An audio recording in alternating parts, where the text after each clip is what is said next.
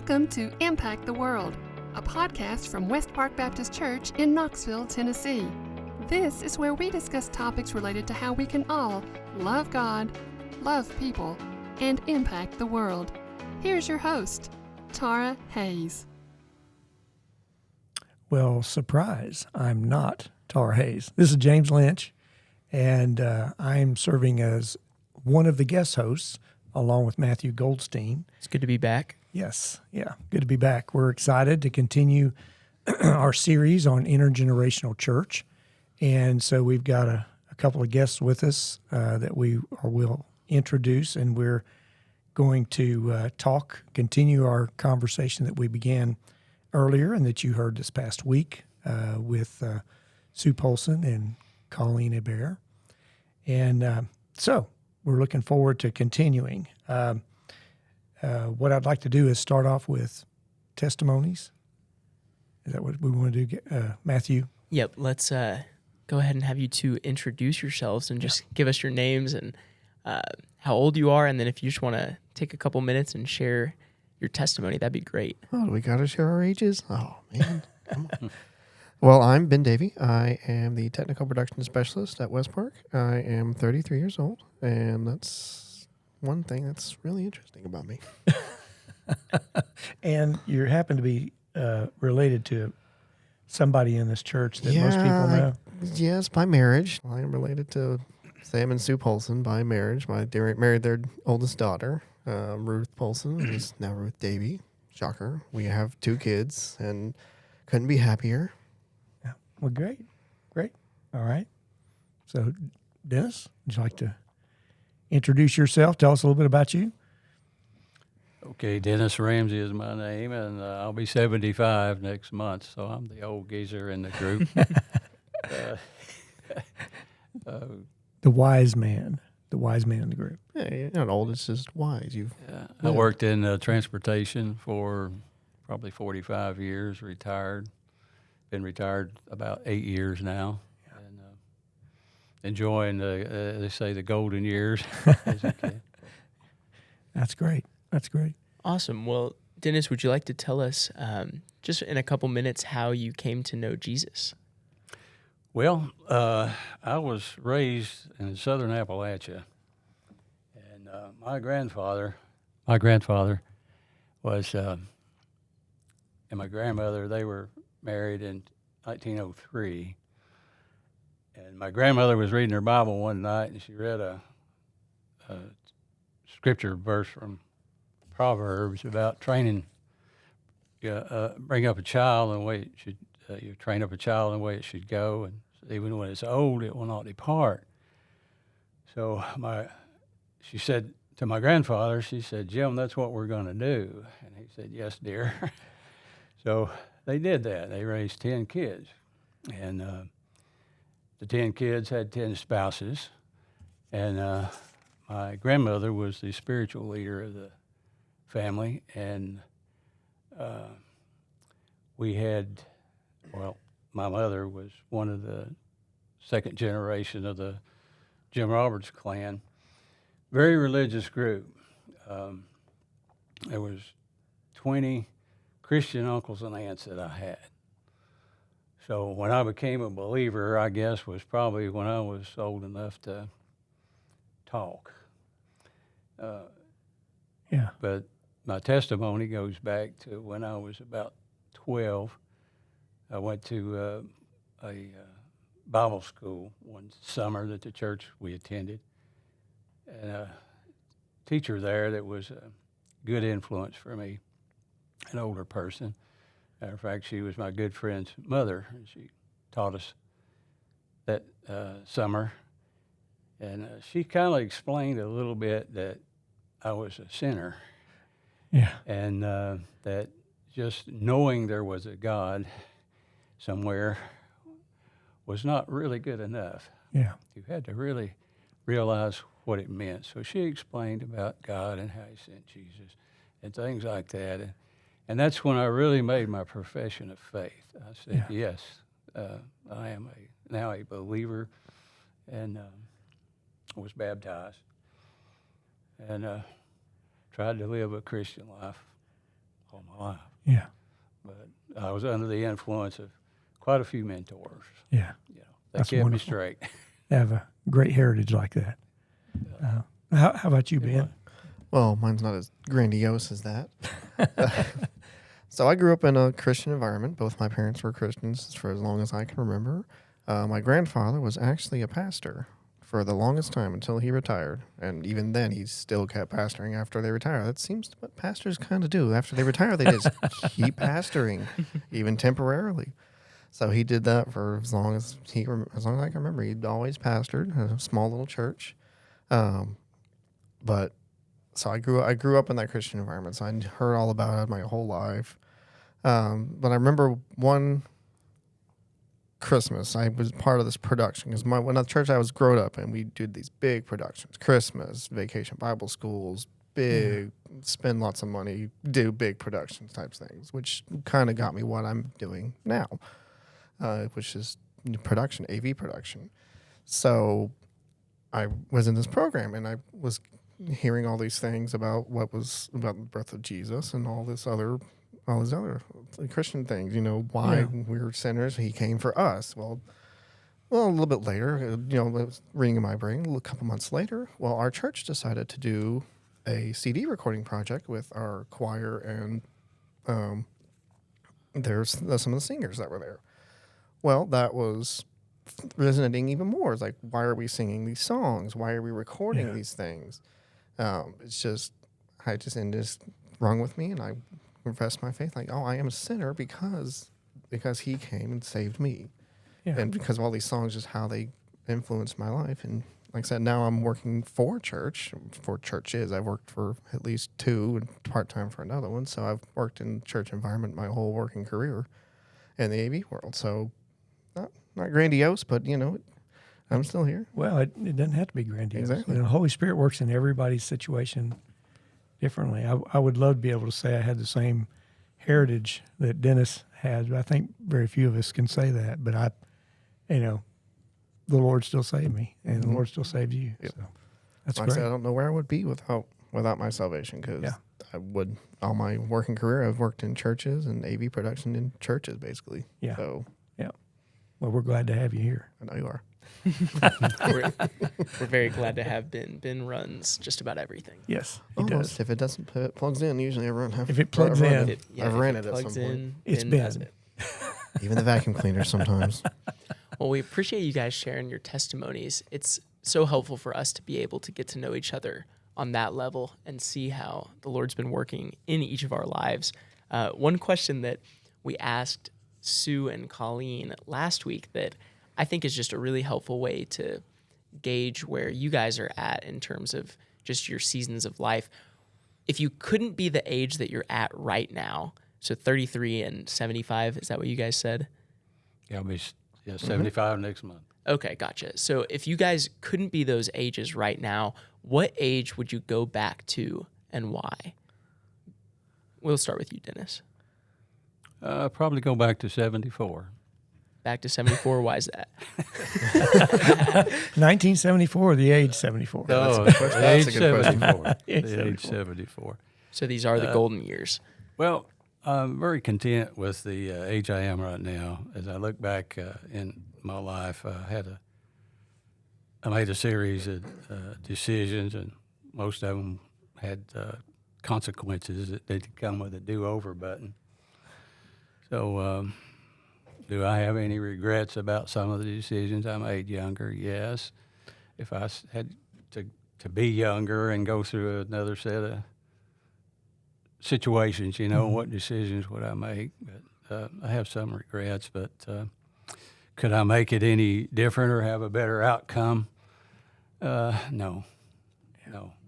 So if I'm satisfied, I wouldn't really particularly want to go back and do any repeats. The Lord had a direction for me to go. It wasn't necessarily where I started in the beginning as a young person, but He showed me where He wanted me to be, and thank goodness I followed His direction. Yeah. And so I wouldn't want to do that over. Yeah. The memories are too good.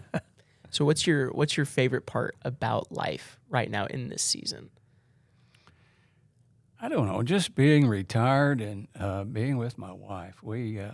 She worked. She was an at-home mom for several years, and then I traveled, and we got sort of situated later on in life where we were both in the same city. She got a job. Kids moved out. She got a career going, and we were led down to Knoxville. I went kicking and screaming, but the Lord wanted us down here. Wanted to go back to Johnson City, which was home, and when I retired. But we prayed about it when I retired. She retired before me. She took an early retirement, and the Lord just kept us here. We just prayed about it and said we don't want to go because we don't want to leave our church. So here we are. Yeah. So the time that we have right now with each other and, our kids, our grandkids are just precious, and that's the good part. Yeah. So. That's good. That's real good. So My turn. Yeah, your turn. So probably I'd go back to when I was 26. Okay. That's when I met my wife. That's when we got married. That was when I feel like my life really shifted into a different gear. We got married. We moved out together. We just started doing our own thing, finding our own way through life. So we found our own church that we wanted to be at, found, where we wanted to live together, whether it would be here or somewhere else. Because before we got married, we didn't know where we wanted to start. Because we didn't know if we wanted to stay here at West Park or if we wanted to visit other churches. So for the first probably month or 2 months, we started looking at other churches, see if that's where we wanted to be. And God said, no, I think we want you back here at West Park. And here we've stayed. Yeah. Because she grew up here, and I've been here since we basically got engaged. I started coming here. Yeah. So I think that's just because that's where my life really started going exponentially greater. Yeah. Was that moment. Awesome. Well, what would you say about the age that you're at now? What's your favorite thing about where you're at? Not just age, but just the stage of life you're in right now. I mean, 2 kids. I mean, I have a 1-year-old, almost a 1-year-old, and a 2-year-old, and they keep me going and going and going and going, and we don't stop because they don't stop. So, I mean, the stage of life I love watching my daughter just learn new things every day. She's at the point she's asking, "What's this? What's that?" She's pointing at everything, and that's just seeing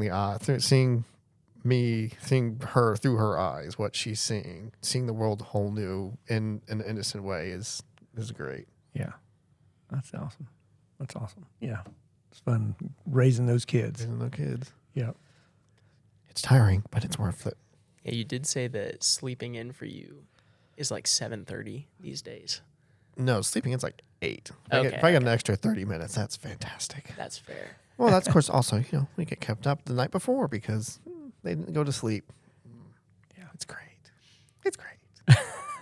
It won't last forever. I know. It seems like it when I you're in the know. middle of it, but it won't last forever.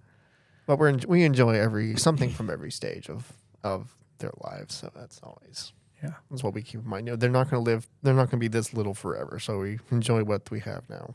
Yeah. So Ben, you said that you've been here at West Park 7 or 8 years. Is that right? No, 7.5, yeah. And then Dennis, how long have you been here at West Park? Since about 2005, we joined. Gotcha. So closing in on about 20 years.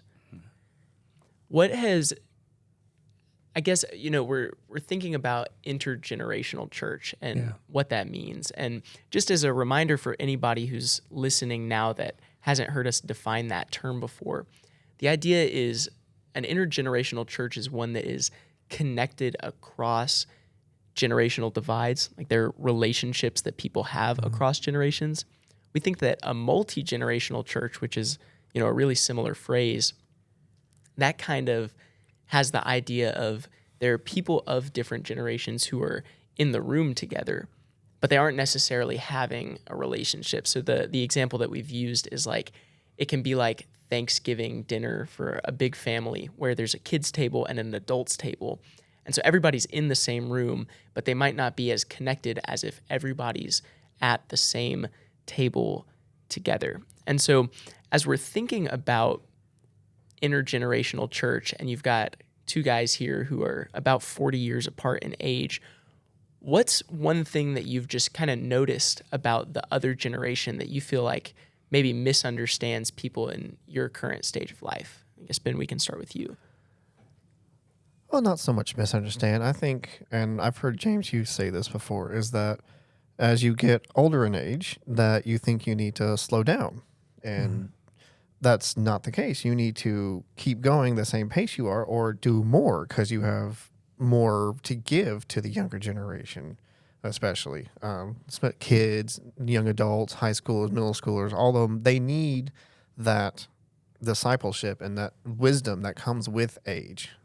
And like I said, you've said this, you don't slow down. You need to keep engaging. Don't just sit back and let the younger generation take the church when the direction they're supposed to go. You are the spiritual leaders because you've been there for so much longer. You know the path that they should take or that they could take and make it better for them, lead them down a better path, a smoother path even. Yeah. Because you've lived that life. You know what needs to be done to bring, let's not bring the church together, but, to bring people to the Lord. Okay. Well, Dennis, have you thought about that? What would be, say your question again, Matthew, because I don't want to phrase it incorrectly.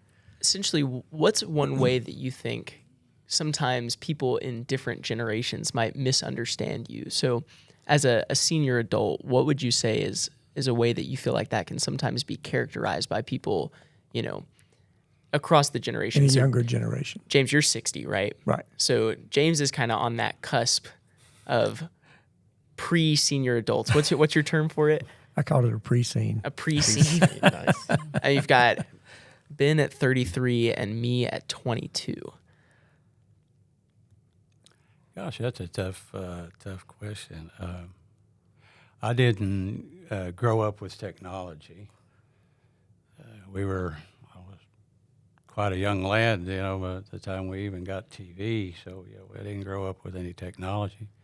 I talk slow, so I guess people think I am slow. But that's not the case. No, I think I have pretty good survival skills, But what would we do without the internet? That's what I keep coming back to. I don't know where to go. Meanwhile, you got James and Dennis over here. They'll just pull out a big old paper map and say, "I'm going to go over here," and I know how to get there now. Yeah, I kind of rely on my son and grandson. My son says you're a dinosaur, and he's probably correct. But in a way of thinking, but I don't know. It's kind of a tough question to pinpoint. Yeah. I think Ben's answer kind of helped me to see from his point of view a little bit about that. That there's a perception, and I have that too sometimes. As we get older, we want to just kind of back off on our church responsibilities. But we've done that, and it's time for us to slow down, and let the younger people take over. Which there's a transfer of, you want the younger people involved and taking some responsibility. But at the same time, the older people need to also continue to be engaged and, like you were saying, be there to disciple and help the younger people along the way. But just hearing his perspective, I think was... Well, my perspective also, because I interact with so much of the church. I go from the young kids to the babies all the way up to the senior adults. So I interact with every age group here at the church, so I can see all the aspects. But like James, you don't back off, but you also know where we have come from, the older generation. So like Sam and Sue, they built the church from almost nothing, from less than nothing, because if I remember correctly from my church history, the church was in a deep debt before they came, and then they got them out of that debt, and then they grew it even more. So they know, older generation knows where it came from, how we did things back in the day when there wasn't such and such technology, like projection of the screen of the words for you guys used to use hymnals.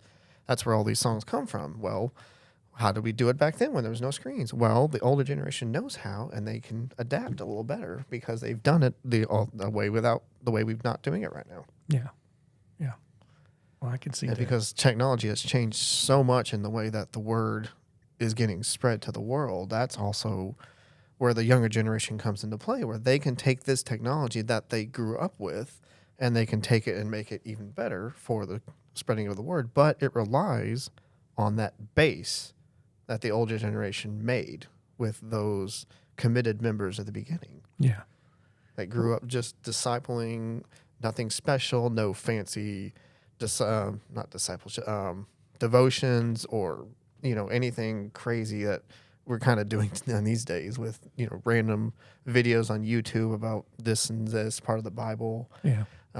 You guys grew up with that base of your beliefs. Yeah. That's all you had was that in the Bible. Yeah.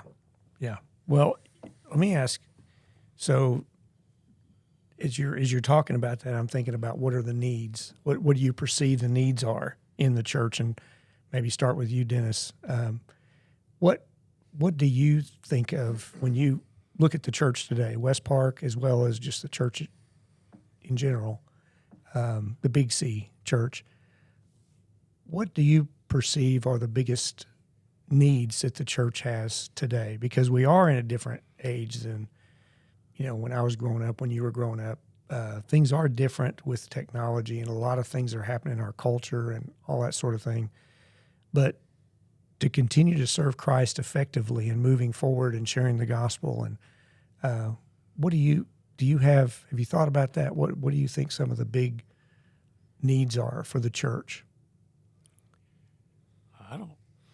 I'm very satisfied, with the church. I don't think we're really in need. I see people from all ages sharing the love of Jesus, and that's just what a church does. Yeah.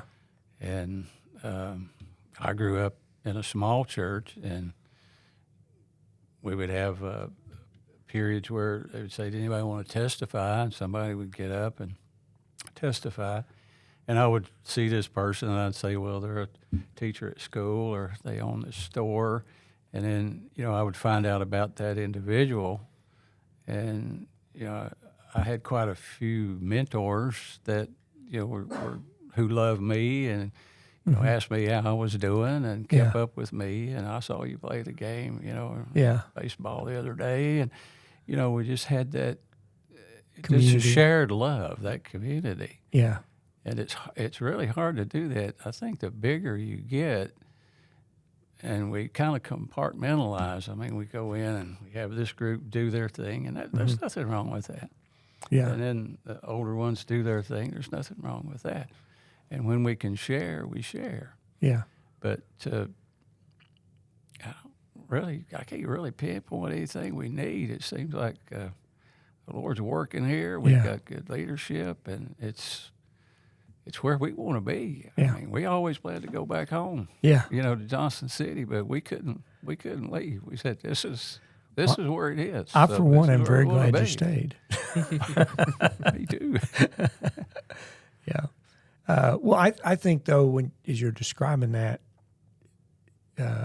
what you were talking about in the church you grew up in was the community, having that close community, those relationships, and people from different generations, older people when you were young, and people your own age, and you knew each other. You had friendships and relationships, and sometimes it's maybe harder to do that in a big church. And I think that's one of the things we're trying to accomplish, trying to highlight the need for Community rather than individual. Yeah, Ben, what would you say to that? Well, because What'd you see? I've grown up when I grew up and as a young kid, there was a big church. It was at Concord, so big church. Yeah. Then when I left Concord for another AV job at another big church about the same size at Grace. So I saw exactly what you're saying. The bigger you get, the more compartmentalized. Can't talk today. that word. Just because there was people, I would see people all the time. I'm like, I have never seen you before, ever. Never. Just because you don't do anything that I do, or you're never not in any departments that I work with when I was at Grace or at Concord. I don't see you around because you're not part of this ministry or that ministry. And I'm not here. It's not as bad. I mean, it is a little bit, but I know a lot of people around here. Yeah. Just because of how much I interact with every group here more than I did at the other two churches. But that is one thing that community is important. Yeah. That we need to be able to know who is in our church. Mm-hmm. Even if you don't know somebody, go introduce yourself. Say hi. Yeah. Find out, see if they are part of your circle within a circle, even. Absolutely. Yeah. I mean, that's what we've been trying to wrestle with as we've been having this conversation, because like you're saying, the bigger that a church gets, the harder it is to have deep relationships with every single person. Yeah. And in a church West Park size, it's basically impossible to know every single member on the same level that you would know your closest friends. And there's nothing really wrong with that, right? Oh, no. There's a different depth of relationship that you'll have with different people. But what we're wrestling with the most is, so how do we make sure that there are people across the generations in that deeper inner part of the circle? Right. Like if there's people that you know really well at West Park, are they all the same people in your age group? Or are there some people kind of around? And the question being, so what do we do to make sure that we can get those relationships to be built? And I think that, Ben, you're onto something when you say a lot of it comes down to just being able to have a conversation with somebody you don't know and to see the common ground that you might not otherwise see. Because in my life, like I think Greg and Suzanne Pitts would be a good example of this for me, where I didn't know that they existed about a year ago.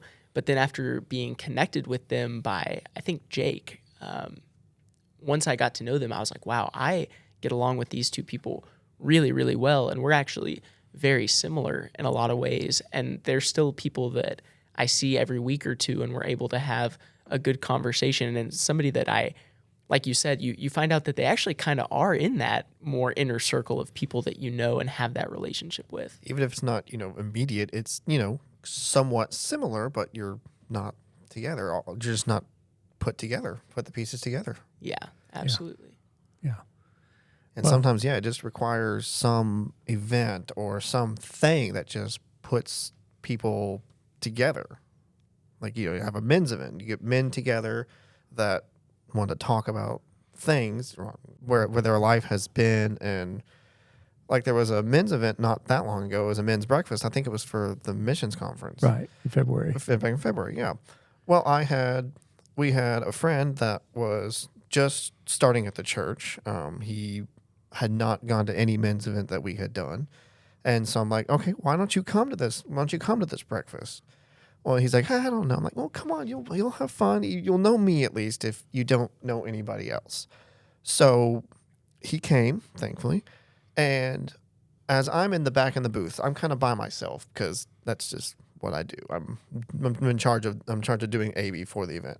He's at this table, and all of a sudden I look down at him, and he's communicating with the people at the table. And he finds out, hey, I've got a lot of in common with these people because he was in the Army. So he basically had some other guys there that were in the Army, and one or two that were looking at going into the Army because they were about to turn 18 and looking at that career path. So he was talking about 4 or 5 guys and 1 or 2 younger guys, and they were just all talking. I'm like, that's what this event is for, is to get you in communication with you. And I know from at least one of those relationships, he's still there. Him and his wife are doing that relationship with that couple now. Yeah. And I know they do a lot of events together. That's great. Go out to dinner, just simple things even. Yeah.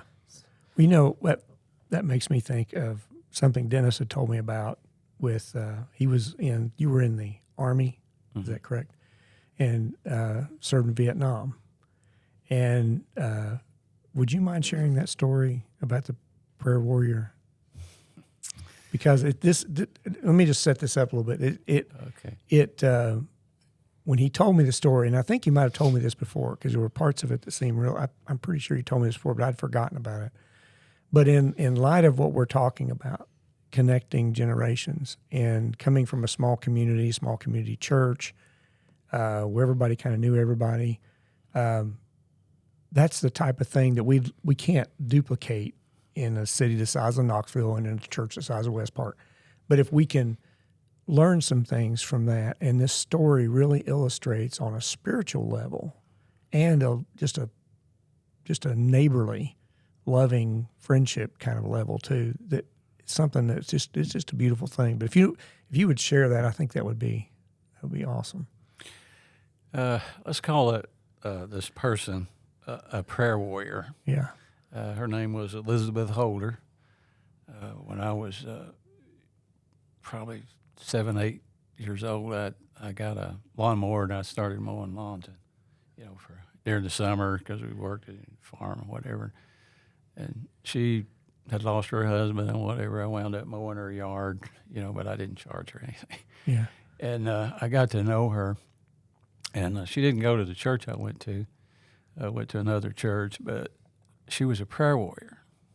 I could tell because I would be there and she'd be reading the Bible and she'd say, "Come pray with me." And, it just kind of became a lady that I admired. Yeah. And she was almost a prophet, I thought, being young, because she could just pray for things and just, they were there. And it was just amazing. So when I got my orders to go to Vietnam, I was going right after Christmas. And I thought, I'm going to go over there and ask her to pray for me. I'm not that stupid. I'm going to get me a prayer warrior, praying for me. So I went. She said she would, and I know she did because she had a list and prayed for everybody on the list. Well, long story short, I told my dad about it, and he had my family praying, everybody praying. I had some other cousins that were over there too at the same time. But anyway, she called my dad one morning. He said about 7:30. And she said, Woody said, "You're going to get a telegram today." He said, "Dennis has been hurt, but he's going to be all right. But don't be afraid. It's all right." And Dad thought, well, that's kind of strange. About 10:30, he got the telegram. Can't explain that, but that's a prayer warrior. Wow. And Dennis was all right. And Dennis was all right. Well, he's still here, so A little that's bunged good. up, Still but he here. was all right. Yeah. Yeah. But, what that illustrated to me is a young person who was willing to mow this lady's yard because he was taught by his parents to respect his elders and care for somebody who might have had a need. So you mowed her yard, and she saw this young, caring young man, and she kind of adopted you as somebody to care for and pray for, and then she prayed for you. And so you have a younger person reaching out to an older person who knows Jesus, praying over and praying with this young man to the point where he knew when he was a teenager and he's going off to Vietnam, I need to go and speak to this lady and she needs to pray for me. And maybe why he's sitting here today is because she prayed for him. Sure. Sure. He still bears the... She supplied more of my need than I supplied of her need, by doing things for her. But I just think that's such a beautiful illustration of what we're trying to encourage is that, as we get older, we may not be able to do as many things physically, the heavy lifting kind of stuff. Mm-hmm. But as Ben has pointed out earlier, hopefully we've grown in maturity in the Lord and we've walked with the Lord for a while. We've learned some things by the good and bad that has happened in our lives, and we can pour that back into the younger generation and each one loving on the other in the way that we can. And I just think it's a great story. That is so good. Yeah. I had the privilege of teaching an equipping class for the Christians You Should Know class the other day, and we were teaching on Amy Carmichael, who is a missionary to India. And as I was preparing for it and doing the research, Amy was somebody who worked just like a dog all the time. You know, she reminds me a lot of you, James, all the 5:30 a.m. mornings and whatnot. And what she ended up needing to be taught by the Lord, I think, was that lesson that some of the most impactful things that you can do is just pray for somebody. Yeah. And to just intercede on somebody's behalf, to the point that she had a couple of falls late in her life that had her nearly bedridden.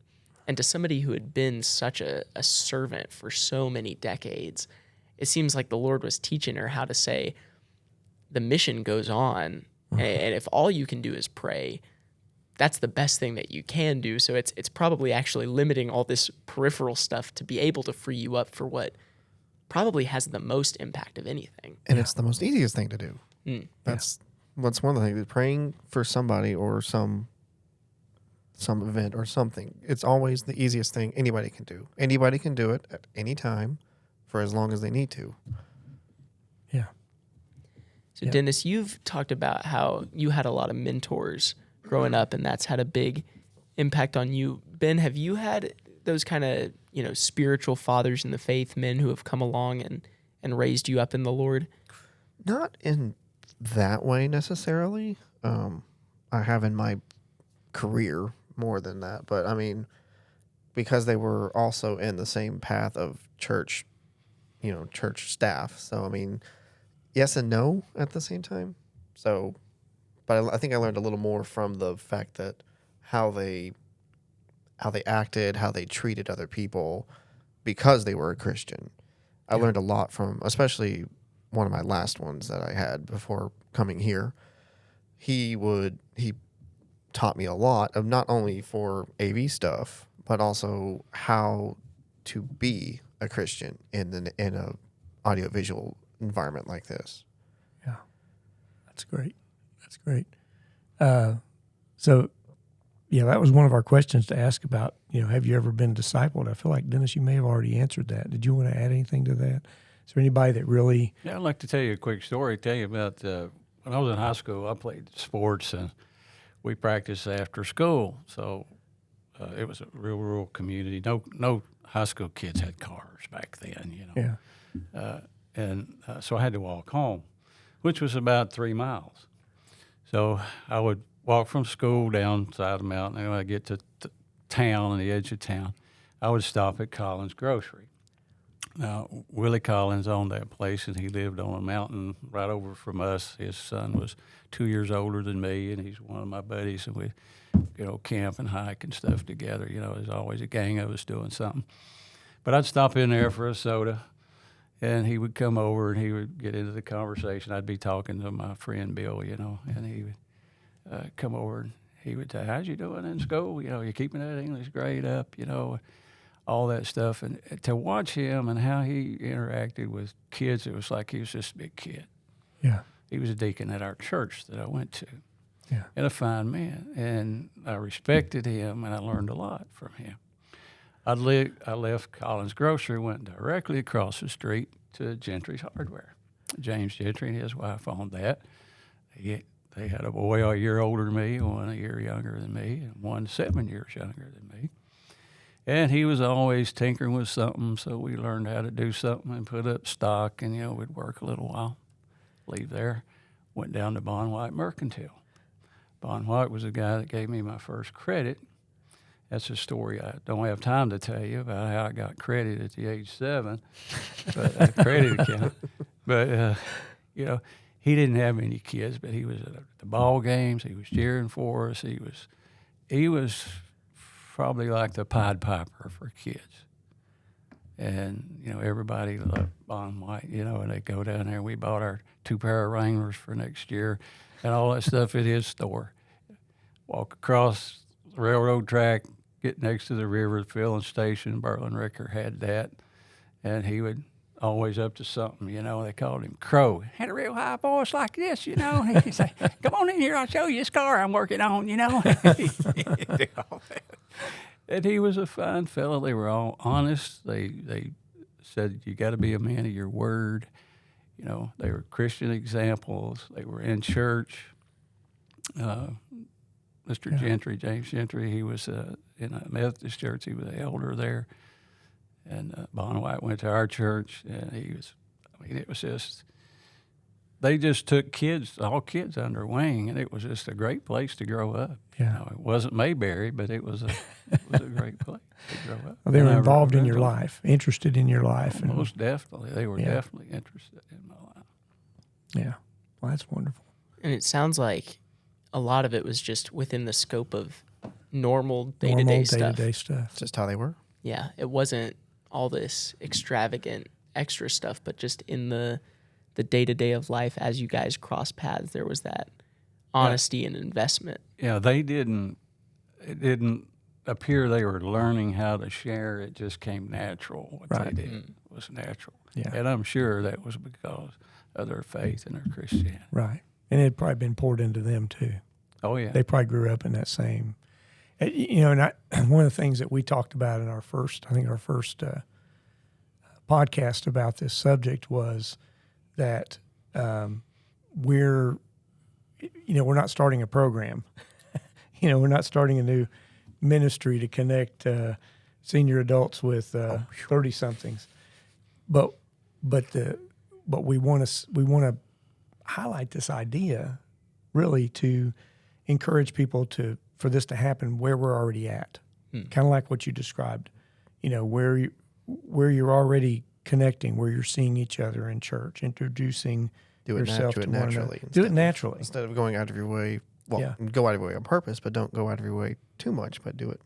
Right. as you It would. doesn't have to be a scheduled time in the church calendar for this to happen. This is something that we're hoping that everybody will kind of catch the vision of connecting with one another, because as it was observed earlier, I think, starting with Ben, that the larger a church gets, we do tend to compartmentalize. There's that word. Hey, there it is. Yeah, to compartmentalize it, and we do that by age. For years, we had ABFs that were compartmentalized by age, and so you kind of only know the people that are in that group. When you get to a church of a certain size, you really don't know anybody outside of that group. And then, we had 2 services and 3 services for a while. Well, sometimes you didn't know anybody that wasn't in the service you were in, so it was like we had 3 different churches within the church. And I know sometimes that's just, you can only do what you can do. I'm not trying to be critical about that, but to be intentional about getting to know each other outside of our group, Yes, absolutely. that's kind of what we're shooting for. But we live in a world really where we really don't communicate with other people. I mean, it's Right. by design. Yeah, If you call a place of business now, I used to go into the stores, talk to the owner, you get a recording. right. And if what you want's not in the script, I mean, you don't get to talk to anybody. It's over. So you got to go up the chain to get what you need. So I think now we just have to be available to talk to people when we come in into a service and see somebody we don't know, say hello and how Yeah. you doing, and you see people are visiting each other, and it's to go over and introduce yourself and things like that. Yeah. It's about be available. It's almost like we have to relearn it, because for, probably thousands of years, this was the way people were and lived in their communities. They knew each other. They knew the people on their block or in their neighborhood or in their town, depending on where they lived. And there was that sitting on the front porch at night, your neighbor walks down the street kind of thing. We don't, but the church should be different. The church should be about relationships and getting to know one another. Absolutely. I think we have to try and relearn that. And for anybody that knows me, they'll think that this is just so on brand for me. But when I moved into the house that I'm living at now, I'm in a cul-de-sac, and 2 out of the 3 other houses in the cul-de-sac are ladies who are retired. And I've just struck up a friendship with them over the last year that I've lived there, where like I'll text them if I need something. Like, we've got a good little relationship going, and It would. it does sound like me, doesn't it? It does. And it's just like a fun little thing where whenever one of us is leaving and somebody's sitting out on the porch or something, we wave and we'll chat for 5 minutes, and it, from conversations that I've had with them, it's like a little taste of how things used to be, because that's just not typically the default for how things are now. Right. We all have our phones and Yep. Can't live without our phones. can't live Can't without live our without phones. them. Which That's I mean, we are connected more than we ever have in the history of mankind. Right. We're connected across the globe, and yet we've never been further apart. Yeah. Well, I don't know about you, Matthew, but I kind of think it might be a good time to just ask each one of you guys: are there any final thoughts that you would have to, along these lines, or maybe something the Lord has laid on your heart about this matter, or that questions or whatever, any final thoughts that you would have been on the subject that we've been talking about? Well, my final thought is, so, like I said, technology has changed from generation to generation. The gospel's going out further and easier than it ever has. Yeah. But if we don't have that base of where we came from, what's the point of going out there and teaching the gospel if the faith isn't there? Yeah. From where we learned it and why we learned it. Okay. Is that it? Yeah. Okay. That's it. Dennis, do you have anything? No, I just think the church ought to be the church Yeah. and just remain the church. And it seems like our focus ought to be on being the church that God wants us to be, other than the church that the people want us to be. Yeah. Because I didn't, all the time going to the church, I've never really wanted anything to change. I wouldn't say change, but be different, because it was all set up. It wasn't about me all the time. It was about serving somebody else. Yeah. Or doing something like that. One thing comes to mind quickly. I went to a church, and we just moved into the community, and we wanted to meet some people. It was a small church, and we got acquainted with them, but we wanted to be part of the community. So we started a handyman ministry, and we found people that needed maybe a set of stairs built or something like that, or something wrong with their house, or fences put up, or driveways worked on, and we would go and just work for them for free and get to meet them and see their needs, and just how the community did. And we're doing that here at West Park. We're taking a big part in our community. Yeah. And that's what I really like to see. It's a community thing. Yeah. And surely we can do the community in church. I mean, Yeah. it's just, I come, and there's so much talent here. I just love the singing and everything. Oh, yeah. I sing in the golden airs, and we have our little thing, and we've got ways that we minister, but we've got to stay moving. Yeah. Absolutely. Amen. Well, Ben, Dennis, it's been a pleasure to have you both on here today. I'm really encouraged by our conversation. We've got one more episode in this series on intergenerational church coming up. So the one final to conclude it next week. Yeah. All right. Well, we're going to sign off for now. Thank you for joining us for Impact the World. Well, thanks for having me. Thank you. Thank you for listening to Impact the World. Follow us on Instagram or Facebook. Just look for the profile West Park Baptist.